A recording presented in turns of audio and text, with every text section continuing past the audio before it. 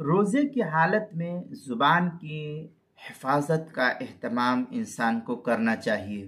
چنانچہ بالخصوص زبان کی حفاظت بہت ضروری ہوتی ہے،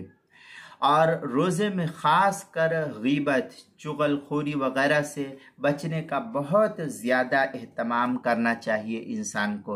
اس لیے کہ نبی اکرم صلی اللہ علیہ وسلم کا ارشاد عالی اس طریقے سے ہے، ما صام من ظل یأکل لحوم الناس۔ یہ مصنف ابن ابی شیبہ کی روایت ہے، جلد نمبر 2 صفحہ نمبر 273۔ یعنی جو شخص لوگوں کے گوشت کھاتا رہا، یعنی غیبتیں کرتا رہا، اس نے گویا روزہ ہی نہیں رکھا۔ اور ایک دوسری حدیث جو بڑی طویل ہے، اس کے اندر ایک عبرت ناک واقعے کو بیان فرمایا گیا، چنانچہ وہ حدیث اس طریقے سے ہے، یہ مسند امام احمد ابن حنبل کی روایت ہے،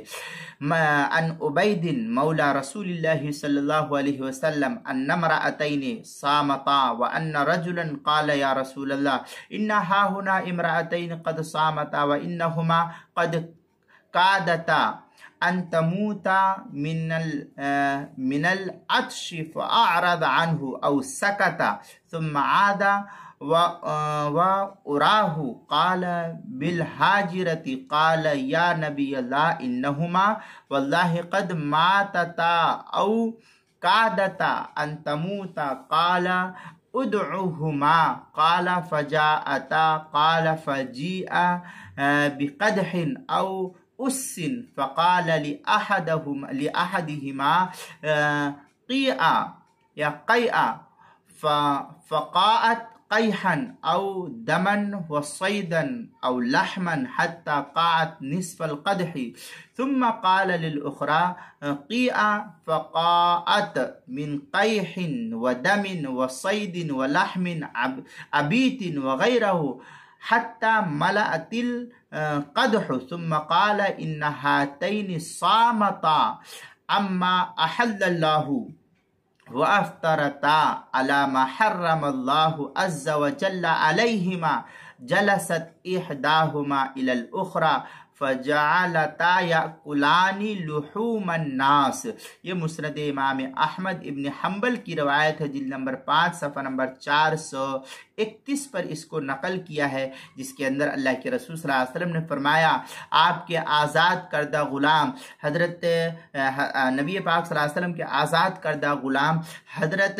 عبید رضی اللہ تعالیٰ عنہ فرماتے ہیں کہ 2 عورتوں نے روزہ رکھا تھا، تو ایک شخص نے حضرت صلی اللہ علیہ وسلم کی خدمت میں آ کر عرض کیا کہ اللہ کے رسول، یہاں 2 روزے دار عورتیں پیاس کے مارے موت کے دہانے تک پہنچ چکی، یعنی اس کو سخت پیاس لگی ہوئی ہے۔ نبی پاک صلی اللہ علیہ وسلم نے اس سے اس بات کے کہنے سے اعراض فرما لیا، یعنی اس بات پر اتنی کوئی خاص توجہ نہیں فرمائی اور خاموش رہے۔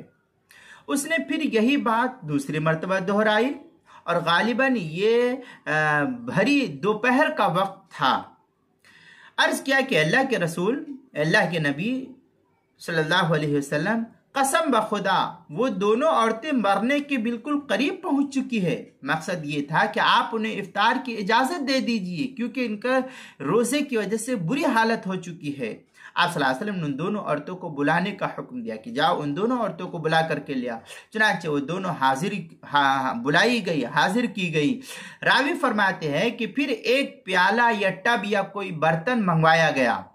اور نبی اکرم صلی اللہ علیہ وسلم نے ان دونوں میں سے ایک سے فرمایا کہ اس میں قے کرو،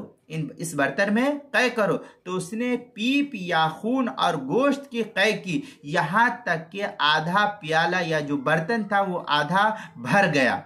پھر آپ صلی اللہ علیہ وسلم نے دوسری عورت کو بھی قے کرنے کا حکم دیا، چنانچہ اس نے بھی پیپ اور خون اور تازہ گوشت کی قے کی، حتیٰ کہ جو پیالہ تھا وہ بھی بھر گیا۔ پھر نبی اکرم صلی اللہ علیہ وسلم نے ان دونوں عورتوں کو آپ صلی اللہ علیہ وسلم نے ارشاد فرمایا کہ ان دونوں عورتوں نے حلال پر روزہ رکھا، حرام بات پر افطار کیا، یہ دونوں پاس بیٹھ کر لوگوں کا گوشت کھاتی رہی، یعنی غیبت کرتی رہی، العیاذ باللہ۔ اب اس واقعے سے، اس روایت سے یہ ہمیں بات معلوم ہوتی ہے کہ ہمیں اپنے کردار کا جائزہ لینا چاہیے اور روزے کو ہر طرح کی قولی اور عملی گناہ سے محفوظ رکھنے کی فکر کرنی چاہیے، چغلخوری سے، فحاشی سے، بدکرداری سے، اور اسی طریقے سے غیبت اور